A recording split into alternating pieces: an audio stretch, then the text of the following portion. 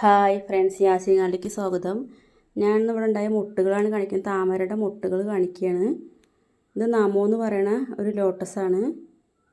നമോ ലോട്ടസിൽ ഇപ്പോൾ 3 മുട്ട് വന്നിട്ടുണ്ട്.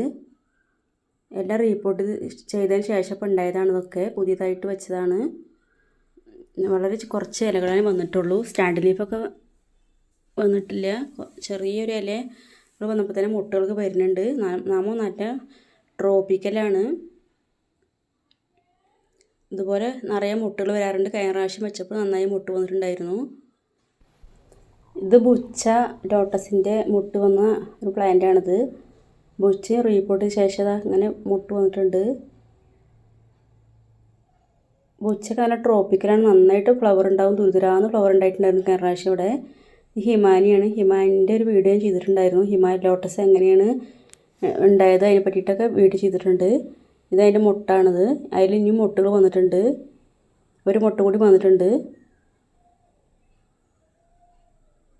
ഇത് വേറെ ഒന്നും വന്നിട്ടുണ്ട്. വഡ്സാനം വന്നിട്ടുണ്ട് ഇവിടെ മുട്ട്. പിന്നെ കാമില മുട്ടിട്ടിട്ടുണ്ട്. അതേപോലെ തന്നെ മിറാക്കൾ ഇട്ടിട്ടുണ്ട് മുട്ട്. അതൊക്കെ ഇപ്പോൾ ഇന്നലെയൊക്കെ ആയിട്ട് ഇട്ട മുട്ടുകളാണ് ഇതൊക്കെ. എല്ലാം നല്ല ട്രോപ്പിക്കലാണ്. ഇത് അമേരിക്ക മേലിയാണ്. ഇത് പിന്നെ നല്ല ട്രോപ്പിക്കലാണെന്ന് എല്ലാവർക്കും അറിയാമല്ലോ. നന്നായിട്ട് ഫ്ലവർ കിട്ടാറുണ്ട്. ഹാർഡി ടൈപ്പാണെന്ന് അതിന് പറയുന്നു. പക്ഷെ നമ്മുടെ ക്ലൈമറ്റിലേക്ക് നല്ല ട്രോപ്പിക്കലായിട്ടാണ് വിരിയുന്നത്. ഒരുപാട് പൂക്കൾ കിട്ടും.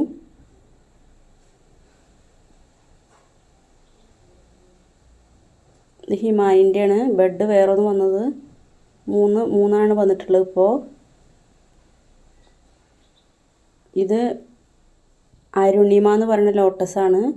അതിലൊരു മുട്ട് വന്നിട്ടുണ്ട് റീപോർട്ട് ചെയ്ത് വെച്ചപ്പോൾ. അരുണിമയാണിത്.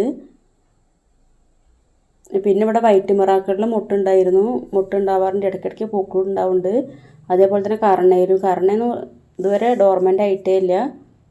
ഇത് പിങ്ക് ക്ലൗഡാണ്. പിങ്ക് ക്ലൗഡ് റീപോർട്ട് ചെയ്ത് വെച്ചപ്പോൾ ഉണ്ടായ മുട്ടാണിത്.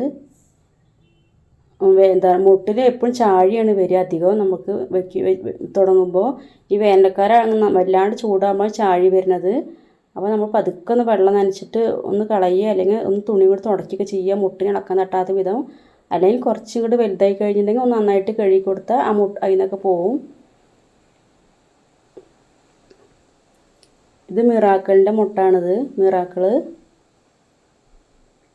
ഇത് ഗൊറാബിൻ എന്ന് പറയുന്ന വെറൈറ്റി, അതിൻ്റെ മുട്ടാണിത്.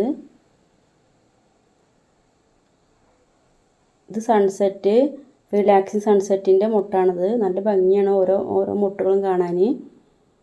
എൻ്റെ വീഡിയോ ഇഷ്ടപ്പെട്ടാൽ ലൈക്ക് ചെയ്യുക, സബ്സ്ക്രൈബ് ചെയ്യുക. Thank you.